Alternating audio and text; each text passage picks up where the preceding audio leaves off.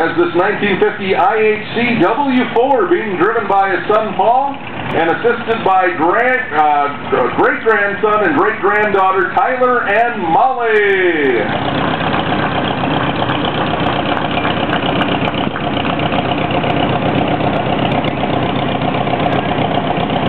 And here we got Stuart Bort, Madison, Minnesota, 1947 Oliver 60.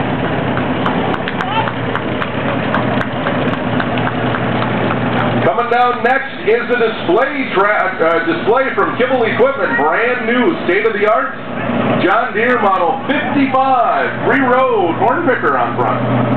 That thing belongs to the club. I thought that was new from Kibble. No, that thing is old. It's driven by Bob Kellett.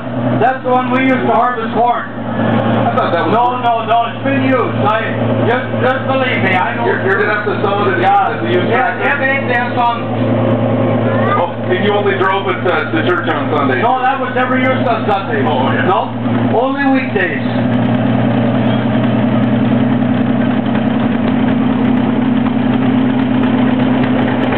We got Derek Duchette from Melrose, Minnesota, 1938. John Deere B with a two-bottom John Deere plow. That plow was one of the best plows you could get in corn stuff. Really? Yeah, you plugged it in the morning, you were done for the day. Oh, Wes's 5 and 7 o'clock show are completely different. Remember to tip your wait staff and have a good night, everybody. He'll be playing Caesar's Palace this fall. This tractor was in our tractor pool last night. We got Ron Winters from Grand Falls, 1955 Oliver, Super 77. Welcome. Glad to have you here. Be sure to come out tonight for our lawnmower blow. They put on a heck of a show last night with the tractors. The tractor's terrific. Nice day. Mike Milbrath has this 1951 B John Deere.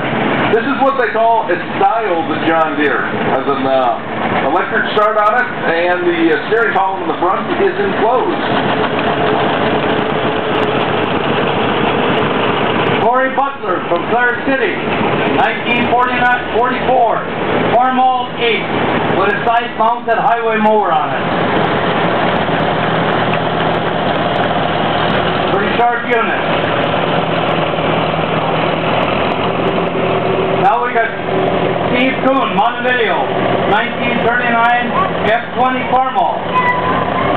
And I believe that came out of the Don Hendricks. Did that? Oh, Dwayne Gruby's tractor. Yep, driven by Steve. John Benson has this 1981 International Cub Cadet 982. And Cub Cadets were red for only 3 years. In 1981, they sold out and removed their name from the from all future Cub Cadets. This 81 was the last of the red ones and the last for the international name. You can sure see he didn't move much. Chuck and Jen Molliser, Lake Lillian, 1955 case, 400 with a dual loader, and a cab on it. Do all or do nothing? What? Do all or do nothing? I think it's a do all. Okay, just checking. Yep. That do nothing, that was the one that came with the 4 times in it, with a handle on it. Oh yeah. That's what the hired man said anyway. Well, we got a little lapse there, but just bear with us. Now we're having pickups and old vehicles.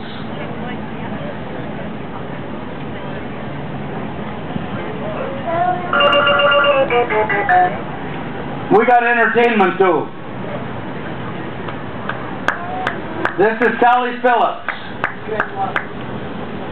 with a Plymouth from Montevideo. It's an international harvester. It's an international harvester. I'm sorry, I read she's from Plymouth and Montevideo. 1946 International Harvester, K1 pickup on the 1993 Ford Explorer. The Phillips family farm truck bought from Andy Hendricks in 1948, restored by Doug Norman.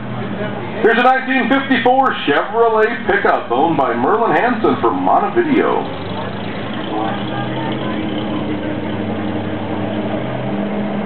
Next is Jerry and Elsie Bond from Clare City, 1930 Ford Model A.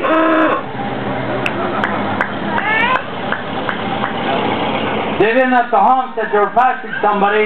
They had to honk and let them know they were coming.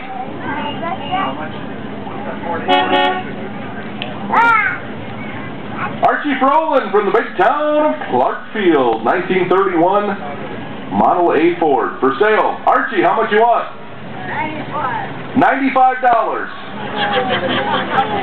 $9,500. Talk to Archie. Look him up on the Clarkfield phone book. Here we got Dean Mortensen from New London, Minnesota. 1951 Studebaker. Starlight. Cool. Thank you for coming. The corn picker? Yeah. Oh. When they first came out, people thought like they looked like a double-row corn picker. Had to watch out so you didn't get into snappers. Here we got a member of the club, Jim Rowe, Montevideo, 1947 Plymouth, Special Deluxe. Wes, this is like the end of the road here. That's the end of the road? Well, we thank everybody for coming out here to Heritage Hill and checking out the parade. Lots of fun stuff to do out here this afternoon. They will be threshing. You can see the black smoke. Just look for that.